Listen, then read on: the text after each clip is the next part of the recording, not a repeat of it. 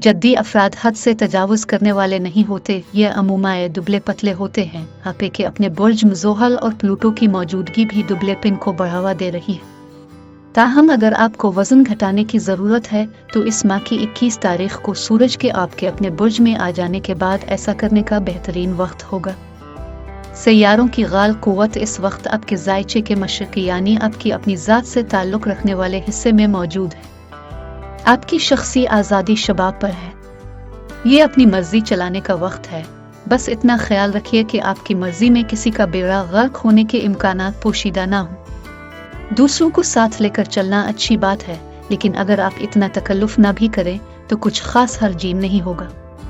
अभी लोगों को खुश करने की बजाय अपने आप को खुश कीजिए। अपने गिरदोपेश में कोई चीज़ आपको तंग कर रही है तो इसकी इस्लाह के लिए इक़दामात कीजिए। मामला मोहब्बत में इसमें कोई ख़ास हलचल नज़र नहीं आती। यहाँ की सूरत हाल मुस्तहकम मालूम हो रही है। आपकी समाजी कशिश 7 से 22 तारीख के दरमियान शबाब पर होगी, क्योंकि इन अयाम में आपका मोहब्बत का सैयारा यानी चांद बढ़ रहा होगा। 24 तारीख खुसूसी तौर पर साद है, क्योंकि इस वक्त चांद ज़मीन के नज़दीक तर होगा और आपके 7वें घर में मुकीम होगा। रूहानी उमूर में 21 तारीख तक सरगर्मी नज़र आती है।